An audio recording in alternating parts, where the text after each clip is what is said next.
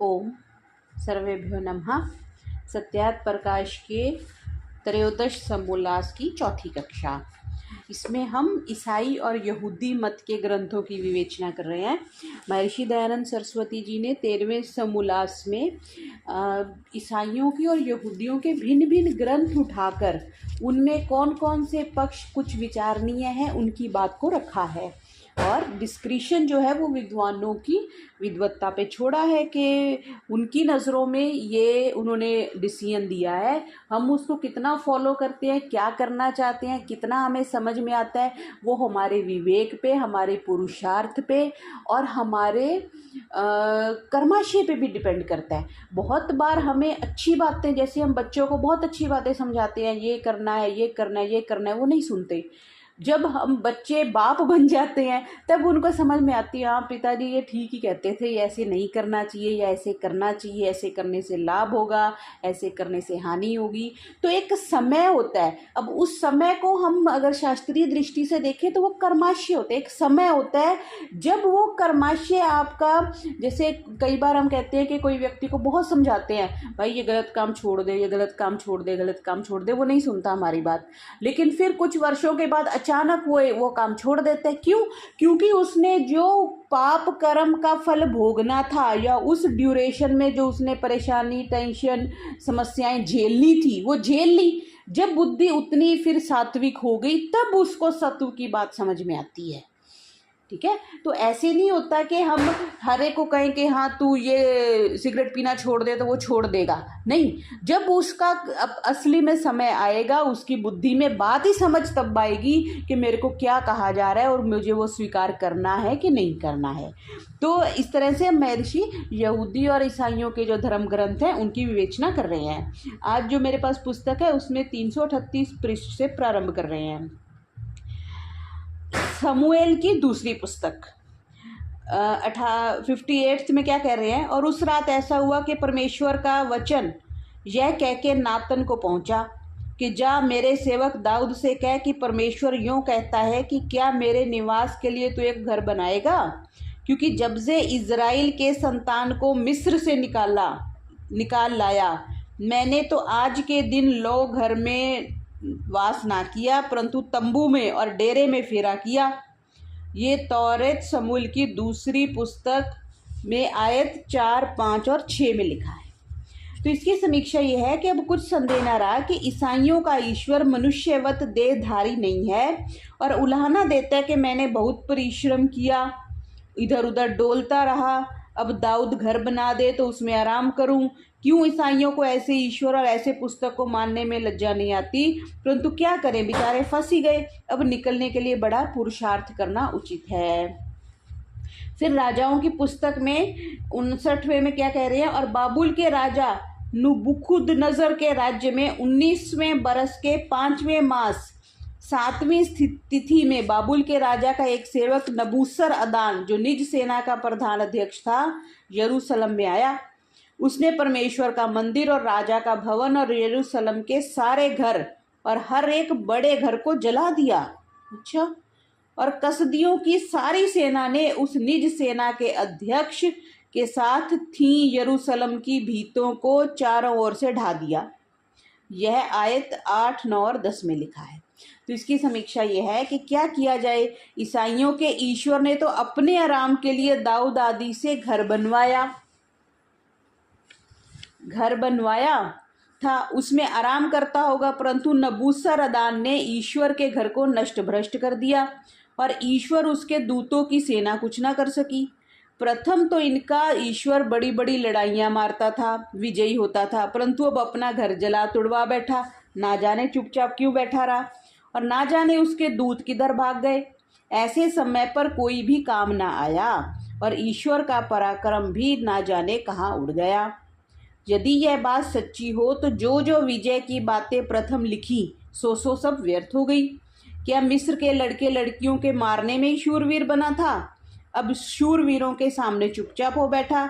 यह तो ईसाइयों के ईश्वर ने अपनी निंदा और अप्रतिष्ठा करा ली। ऐसे ही हजारों इस पुस्तक में निकम्मी कहानियां भरी हैं। अब जबूर दूसरा भाग काल के समाचार की पहली पुस्तक।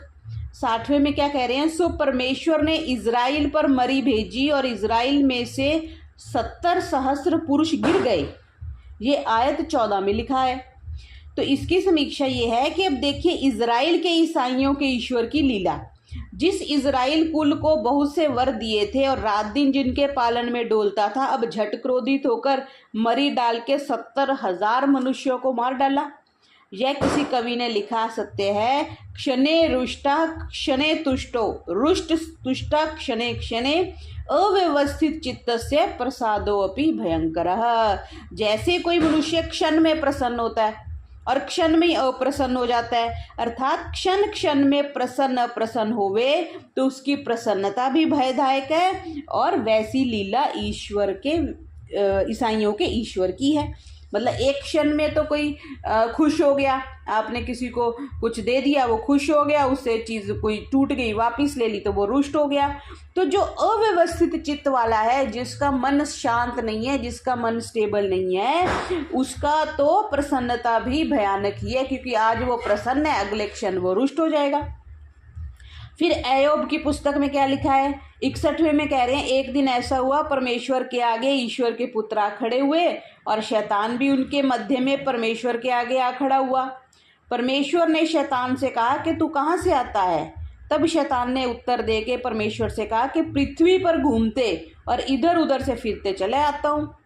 तब परमेश्वर ने शैतान से पूछा कि तूने मेरे दास अय्यूब को जांचा है कि उसके समान पृथ्वी में कोई नहीं है? वह सिद्ध और खरा जन ईश्वर से डरता और पाप से अलग रहता है। अब लो, अपनी सच्चाई को धर रखा है और तूने मुझे उसे अकारण नाश करने को उबारा है। तब शैतान ने उत्तर देके परमेश्वर से कहा कि चाम के लिए चाम हाँ जो मनुष्य का है सो अपने प्राण के लिए देगा, परंतु अब अपना हाथ बढ़ा और उसके हाड़ मांस को छू, तब वह निसंदेह तुझे तेरे समान त्यागेगा।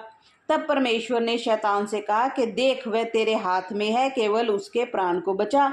तब शैतान परमेश्वर के आगे से चला गया और अय्यूब को सिर से तलुए लो बुरे फोड़ों से मारा। यह आयत 1 से लेके 7 में लिखा है। जबूर अय्यूब पर 2। इसकी समीक्षा है कि अब देखिए ईसाइयों के ईश्वर का सामर्थ्य कि शैतान उसके सामने उसके भक्तों को दुख देता है। ना शैतान को दंड और ना अपने भक्तों को बचा सकता है, और ना ही दूतों में से कोई उसका सामना कर सकता है। एक शैतान ने सबको भयभीत कर रखा है, और ईसाइयों का ईश्वर जो है वो सर्वज्ञ भी नहीं है। तो जो सर्वज्ञ होता तो अय्यूब की परीक्षा शैतान से क्यों करवाता?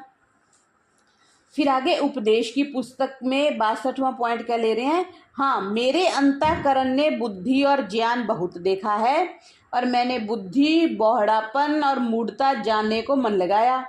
मैंने जान लिया कि यह भी मन का झंझट है, क्योंकि अधिक बुद्धि में बड़ा शोक है, और जो ज्ञान में बढ़ता है सो दुख में बढ़ता है। यह आयत 16, 17 और 18 में लिखा। इसकी व्याख्या देखिए कि अब देखिए जो बुद्धि और ज्ञान प्रायवाची उनको 2 मानते हैं, और बुद्धि वृद्धि में शोक और दुख मानना बिना अविद्वानों के ऐसा लेख कौन कर सकता है? अगर बुद्धि मिल रही है, अगर ज्ञान मिल रहा है, तो उसमें किसी को भी अफसोस नहीं होता। कुछ भी मिलता है तो अच्छा, लेकिन बुद्धि और ज्ञान तो सबसे महंगा है, वो मिलता है तो कह रहे हैं कि उसमें तो किसी को परेशानी नहीं होनी चाहिए।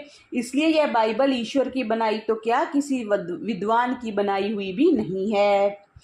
यह थोड़ा सा तौरेत जबूर के विषय में लिखा। इसके आगे कुछ मत्ती रचित आदि इंजील के विषय में लिखा जाता है, जिसको ईसाई लोग बहुत प्रमाणभूत मानते हैं, जिसका नाम इंजील रखा है। उसकी परीक्षा थोड़ी सी लिखते हैं कि ये कैसी है। तो ईसाइयों की भी अलग अलग पुस्तक है ना, जैसे अपनी रामायण है, महाभारत है, गीता है, तो ऐसी अलग अलग पुस्तकें हैं। तो महर्षि ने उनकी सारी पुस्तकों को उठा के भिन्न भिन्न विवेचना करी है। अगली पुस्तक है मत्ती रचित इंजील। 63वें में क्या कह रहे हैं, यीशु ख्रीष्ट का जन्म इस रीति से हुआ। उसकी माता मरियम की यूसुफ से मंगनी हुई थी, पर इनके इकट्ठे होने के पहले ही वह देख पड़ी कि पवित्र आत्मा से गर्भवती है। देखो, परमेश्वर के एक दूत ने स्वप्न में उसे दर्शन दे के कहा कि हे दाऊद के संतान यूसुफ, तू अपनी स्त्री मरियम को यहाँ लाने से मत डर, क्योंकि उसको जो गर्भ रहा है सो पवित्र आत्मा से है। ऐसा आयत 18 से 20 में इंजील में लिखा है। अब इसकी समीक्षा देखो कि इन बातों को कोई विद्वान नहीं मान सकता कि जो प्रत्यक्ष आदि प्रमाण और सृष्टि क्रम से विरुद्ध है। इन बातों का मानना मूर्ख मनुष्य जंगलियों का काम है, सभ्य विद्वानों का नहीं। जो परमेश्वर का नियम है उसको कोई तोड़ सकता है? नहीं तोड़ सकता। अब जैसे जो उन्होंने लिखा, जो परमेश्वर भी नियम को उल्टा पुल्टा करे तो उसकी आज्ञा को कोई ना माने, और वह भी सर्वज्ञ और निर्भम ना रहे। ऐसे तो जिस जिस कुमारिका के गर्भ रह जाए तब सब कोई ऐसा कह सकते हैं कि इसमें गर्भ का रहना जो है वो ईश्वर की ओर से है, और झूठ मूठ कह दे कि परमेश्वर के दूत ने मुझको स्वप्न में कह दिया कि यह गर्भ परमात्मा की ओर से है। जैसे यह असंभव प्रपंच रचा है, वैसा ही सूर्य से कुंती का गर्भवती होना भी पुराणों में असंभव लिखा है। ठीक है जी, महर्षि ने इसको भी प्रसंगवशात निगेट कर दिया कि कुंती का भी ऐसे था ना कि वो सूर्य देव आए थे और उससे उनको गर्भ हुआ था। ऐसी ऐसी बातों को आंख के अंधे और गांठ के पूरे लोग मानकर ब्रह्म जाल में गिरते हैं। यह ऐसी बात हुई होगी कि किसी पुरुष के साथ समागम होने से गर्भवती मरियम हुई होगी, उसने व किसी दूसरे ने ऐसी असंभव बात उड़ा दी होगी, इससे गर्भ ईश्वर की ओर से है, तो ये भी स्वीकार्य नहीं है। फिर 64वें में क्या कह रहे हैं, तब आत्मा यीशु को जंगल में ले गया कि शैतान से उसकी परीक्षा की जाए। वह 40 दिन और 40 रात उपवास करके पीछे भूखा रहा। तब परीक्षा करने हारे ने कहा कि जो तू ईश्वर का पुत्र है तो कह दे कि ये पत्थर रोटियां बन जावें। देखो क्या असंभव बात है। तो इसकी समीक्षा ये है कि इससे स्पष्ट सिद्ध है कि ईसाइयों का जो ईश्वर है वो सर्वज्ञ नहीं है, क्योंकि जो सर्वज्ञ होता तो उसकी परीक्षा शैतान से क्यों करवाता। स्वयं जान लेता। भला किसी ईसाई को आजकल 40 रात और 40 दिन भूखा रखें तो क्या कभी कोई बच सकेगा। और इससे भी यह सिद्ध हुआ कि ना तो वह ईश्वर का बेटा है, ना उसमें करामात अर्थात सिद्धि थी। नहीं तो शैतान के सामने पत्थर की रोटियां क्यों ना बना देता। पत्थर की रोटियां, आप भूखा क्यों रहता। और सिद्धांत यह है कि जो परमेश्वर ने पत्थर बनाए हैं उनको रोटी कोई भी नहीं बना सकता, परमात्मा भी नहीं बना सकता। परमात्मा भी सर्वशक्तिमान है, लेकिन वो जो उसके नियम बने हुए हैं वो उनसे भी हटता नहीं है, नियम में रहता है, डिसिप्लिन में रहता है। ठीक है, आज पत्थर को रोटी बनाएगा तो फिर रोटी की तो अस्तित्व ही खत्म हो गया, सारे पत्थर रोटियां बन जाएंगे। तो जहाँ पत्थर चाहिए फिर वहाँ क्या करेंगे। तो जो परमात्मा के नियम है, परमात्मा उन पे अडिग है। और ईश्वर भी पूर्वकृत, ये देखो नियम को उल्टा नहीं कर सकता। अगर सूर्य पूर्व से उदय होना तो पूर्व से ही उदय होना, और पश्चिम में अस्त होना तो पश्चिम में अस्त होना, ये नियम है। क्योंकि वह सर्वज्ञ और उसके सब काम बिना भूल चूक के हैं। ये देखो, ये भी लाइन अंडरलाइन कर लेंगे कि परमात्मा सर्वज्ञ है, सब कुछ जानता है, और उसके सब काम बिना भूल चूक के। हमारे भूल चूक के होते हैं, आज हमने ऐसा किया, कल फिर हम उसको और करते हैं, परसों फिर और करते हैं, इम्प्रूव करते रहते हैं ना। आज हमने खाना बनाया, ऐसे अच्छा नहीं बना, फिर अगली बार हम और दूसरे तरीके से ट्राई करेंगे, तीसरे से करेंगे। लेकिन जो परमात्मा ने एक बार बना दिया वो परफेक्ट है, उसमें कोई संशोधन की स्थिति नहीं होती। 65वां पॉइंट, उसने उनसे कहा कि मेरे पीछे आओ, मैं तुमको मनुष्यों के मछुए बनाऊंगा। वे तुरंत जालों को छोड़ के उसके पीछे हो लिए। आयत 19 और 20। इसकी समीक्षा है कि इससे विदित होता है कि इसी पाप जो तौरेत में 10 आज्ञाओं में लिखा है कि संतान लोग अपने माता पिता की सेवा और मान्य करें जिससे उनकी उम्र बढ़े। सो ईसा ने अपने माता पिता की सेवा करी, दूसरों को भी माता पिता की सेवा से छुड़ाए, इसी अपराध से चिरंजीवी ना रहा। और यह भी विदित हुआ कि ईसा ने मनुष्य के फंसाने के लिए एक मत चलाया है कि जाल में मच्छी के समान मनुष्यों को स्वमत जाल में फंसाकर अपना प्रयोजन साधे। जैसे आजकल भी बहुत से साधु मंत बन गए हैं, अपना अपना प्रयोजन साध रहे हैं। अब ईसा ही ऐसा था कि आजकल के पादरी लोग अपने जाल में मनुष्यों को फंसावे, तो क्या आश्चर्य है। क्योंकि जैसे बड़ी बड़ी और बहुत मछलियों को जाल में फंसाने वालों की प्रतिष्ठा और जीविका अच्छी होती है, ऐसे ही जो बहुतों को अपने मत में फंसा ले उसकी अधिक प्रतिष्ठा और अधिक जीविका होती है। जिसके जितने ज़्यादा अनुयायी उनकी उतनी ज़्यादा प्रतिष्ठा होती है। इसी से भी ये लोग जिन्होंने वेद और शास्त्रों को न पढ़ा न सुना, उन बेचारे भोले मनुष्यों को अपने जाल में फंसा के उसके माँ बाप कुटुंब आदि से पृथक कर देते हैं। इससे सब विद्वान नारियों को उचित है कि स्वयं इनके भरम जाल से बचकर अन्य अपने भोले भाइयों को बचाने में तत्पर रहें। बहुत से वो करते हैं ना कि बहुत से ट्रीटमेंट वगैरह करते हैं, जो लोग एक बार उनके वहाँ चले जाते हैं तो फंस जाते हैं। तो महर्षि स्पष्ट कह रहे हैं कि जो वेद शास्त्रों को पढ़ो और भोले मनुष्यों को जो दूसरे अपने जाल में फंसाते हैं उनको बचाओ। 66वां पॉइंट, तब यीशु सारे गलील देश में उनकी सभाओं में उपदेश करता हुआ, राज्य का सुसमाचार प्रचार करता हुआ, लोगों में हर एक रोग और हर एक व्याधि को चंगा करता हुआ फिरा। सब रोगियों को नाना प्रकार के रोगों और पीड़ाओं से दुखी थे, भूतग्रस्तों और मिर्गी वाले अर्धांगियों को उसके पास लाए, उसने उन्हें चंगा किया। आयत 23 और 24। इसकी समीक्षा है, जैसे आजकल पोप लीला निकालने के मंत्र, पुरस्चरण, आशीर्वाद, ताबीज और भस्म की चुटकी देने से भूतों का निकलना, रोगों का छुड़ाना सच्चा हो, तो वह इंजील की बात भी सच्ची होवे। इस कारण भोले मनुष्यों को भ्रम में फंसाने के लिए ये बातें हैं। जो ईसाई लोग ईसा की बातों को मानते हैं तो यहाँ के देवी भोपों की बातें क्यों नहीं मानते? क्योंकि वे भी इन्हीं के सदृश हैं। तो जो परमात्मा है वो अपने कर्मों के हिसाब से फल तो देता ही देता है। आगे 67वां, धन्य वे जो मन में दीन है, क्योंकि स्वर्ग का राज्य उन्हीं का है। क्योंकि मैं तुमको सच कहता हूं कि अब लो आकाश और पृथ्वी टल ना जाएं, तब लो व्यवस्था से एक मात्रा और एक बिंदु बिना पूरा हुए नहीं टलेगा। इसलिए इन अति छोटी आज्ञाओं में से एक को लोप करके लोगों को वैसे ही सिखावें कि वह स्वर्ग के राज्य में सबसे छोटा कहावेगा। ये भी इंजील मत्ती के आयत 3, 18 और 19 में लिखा है। इसकी समीक्षा है कि जो स्वर्ग एक है तो राजा भी एक होना चाहिए। इसलिए जितने दीन हैं वे सब स्वर्ग को जावेंगे, और तो स्वर्ग में राज्य का अधिकार किसको होगा?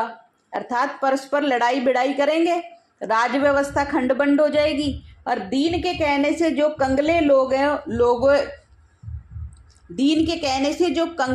हैं तब तो ठीक नहीं, जो निरभिमानी लोग हैं तो भी ठीक नहीं, क्योंकि दीन और निरभिमान एक अर्थ नहीं है। जो मन में दीन होता है उसको संतोष कभी नहीं होता। मन में दीन, जिसको मन में, जैसे गरीबी है ना, सब कुछ होता हो, ये भी कहेंगे कि हम तो गरीब हैं, हमारे पास कुछ नहीं है, तो मन से दीन है। तो वही महर्षि कह रहे हैं, जो मन से दीन है उसको संतोष कभी नहीं होता। इसलिए यह बात ठीक नहीं। जब आकाश पृथ्वी टल जाए तब व्यवस्था भी टल जाएगी। ऐसी अनित्य व्यवस्था मनुष्यों की होती है, सर्वज्ञ ईश्वर की नहीं। और यह एक प्रलोभन भय मात्र दिया है, जो इन आज्ञाओं को न मानेगा वह स्वर्ग में सबसे छोटा गिना जाएगा। आगे 68 में क्या कह रहे हैं? हमारी दिन भर की रोटी आज हमें दे, अपने लिए पृथ्वी पर धन का संचय मत करो। ये इंजील में लिखा है। इसकी समीक्षा इससे विदित होता है कि जिस समय ईसा का जन्म हुआ उस समय लोग जंगली और दरिद्र थे, और ईसा भी वैसा ही दरिद्र था। इसी से तो दिन भर की रोटी की प्राप्ति के लिए ईश्वर से प्रार्थना करता और सिखलाता है। जब ऐसा है तो ईसाई लोग धन संचय क्यों करते हैं? उनको चाहिए कि ईसा के वचन से विरुद्ध ना चल के सब दान पुण्य करके दीन हो जाएं, पर ऐसा तो नहीं है। फिर 69वें में कह रहे हैं, हर एक जो मुझसे हे प्रभु कहता है स्वर्ग के राज्य में प्रवेश नहीं करेगा। अब विचारिए इसका क्या कह रहे हैं कि बड़े बड़े पादरी, बिशप साहब और क्रिश्चियन लोग जो ईसा का वचन सत्य है ऐसा समझें तो ईसा को प्रभु अर्थात ईश्वर कभी ना कहें।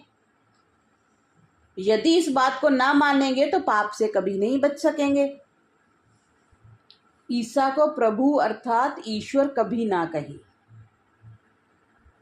17वें में कह रहे हैं, उस दिन में बहुतेरे मुझसे कहेंगे, तब मैं उनसे खोल के कहूंगा, मैंने तुमको कभी नहीं जाना, हे कुकर्म करने हारो, मुझसे दूर रहो। इसकी समीक्षा क्या है कि देखिए, ईसा जंगली मनुष्यों को विश्वास कराने के लिए स्वर्ग में न्यायाधीश बनना चाहता था। यह केवल भोले मनुष्यों को प्रलोभन देने की बात है। 71वें में क्या कह रहे हैं, और देखो एक कोढ़ी ने आ उसको प्रणाम कर कहा, हे प्रभु, जो आप चाहें तो मुझे शुद्ध कर सकते हैं। यीशु ने हाथ बढ़ाकर उसे छूकर कहा कि मैं तो चाहता हूँ, शुद्ध हो जा। और उसका कोढ़ जो है वो तुरंत शुद्ध हो गया, दूर हो गया। इसकी समीक्षा कर रहे हैं कि ये बातें जो हैं वो भोले मनुष्यों को फंसाने के लिए हैं, क्योंकि जब ईसाई लोग इन विद्या सृष्टि क्रम विरुद्ध बातों को सत्य मानते हैं तो शुक्राचार्य, धन्वंतरी, कश्यप आदि की बातें जो पुराण भारत में अनेक दैत्यों की मरी हुई सेना को जिला दी, बृहस्पति के पुत्र कच्छ को टुकड़ा टुकड़ा कर जानवर मच्छियों को खिला दिया, फिर भी शुक्राचार्य ने जीता कर दिया। ये कहानी है ना कि उनके बृहस्पति के पुत्र को काट करके मछलियों को खिला दिया था, पर उनको बाद में शुक्राचार्य जी ने जीता कर दिया था। पश्चात कच्छ को मारकर शुक्राचार्य को खिला दिया और फिर उसको पेट में जीता कर बाहर निकाला। आप मर गया, उसने कच्छ को जीता किया। कश्यप ऋषि ने मनुष्य सहित वृक्ष को तक्षक से भस्म हुए पीछे पुनः वृक्ष और मनुष्य को जिला दिया। धन्वंतरी ने लाखों मुर्दे जिलाए, लाखों कोढ़ी आदि रोगियों को चंगा किया। धन्वंतरी, ये जो हम धनतेरस मनाते हैं ना, उस दिन धन्वंतरी जी की जयंती होती है। महर्षि धन्वंतरी है। अभी मैं बनारस गई थी, वहाँ पे एक मंदिर है उनका, तो वहाँ पे एक कुआं है।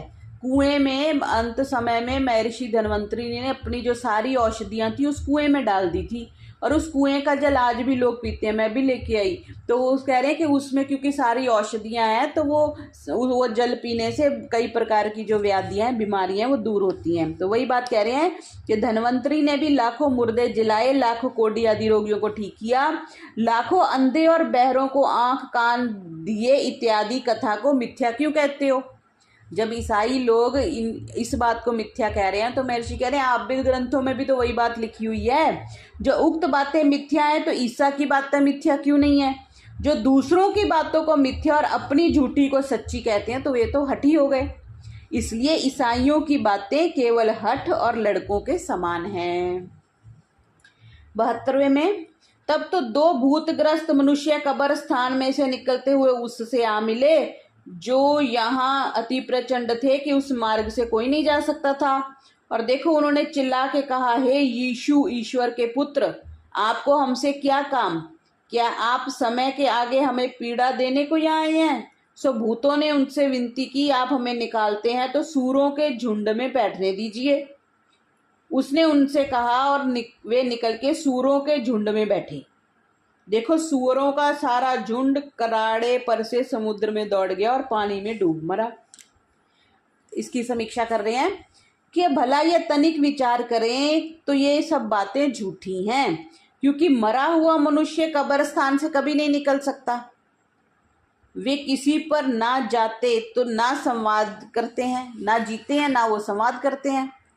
ये सब बातें ज्ञानी लोगों की है जो कि महाजंगली हैं। वे ऐसी बातों पर विश्वास लाते हैं और उन सूरों की हत्या कराई। सूर वालों की हानि करने का पाप ईसा को हुआ होगा, और ईसाई लोग ईसा को पाप क्षमा और पवित्र करने वाला मानते हैं, तो उन भूतों को पवित्र क्यों ना कर सका और सूअर वालों की हानि क्यों कर दी?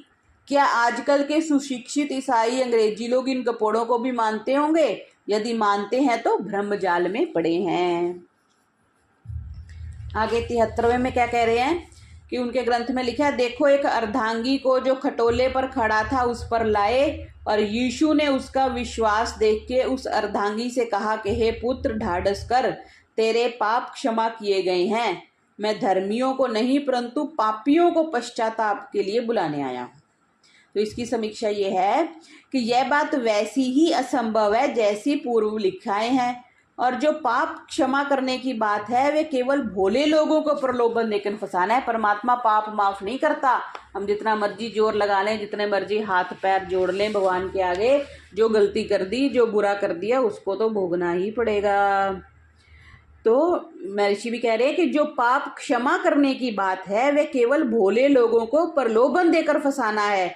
जैसे दूसरे के पिए हुए मद्य, किसी ने शराब पी ली, भांग अफीम खाए का नशा दूसरे को नहीं प्राप्त होता, वैसे ही, ये अंडरलाइन करेंगे, बहुत अच्छी लाइन है, जैसे दूसरे के पिए मद्य भांग अफीम खाए का नशा दूसरे को प्राप्त नहीं हो सकता, वैसे ही किसी का किया हुआ पाप किसी के पास नहीं जाता, किंतु जो करता है वही भोगता है, यही ईश्वर का न्याय है।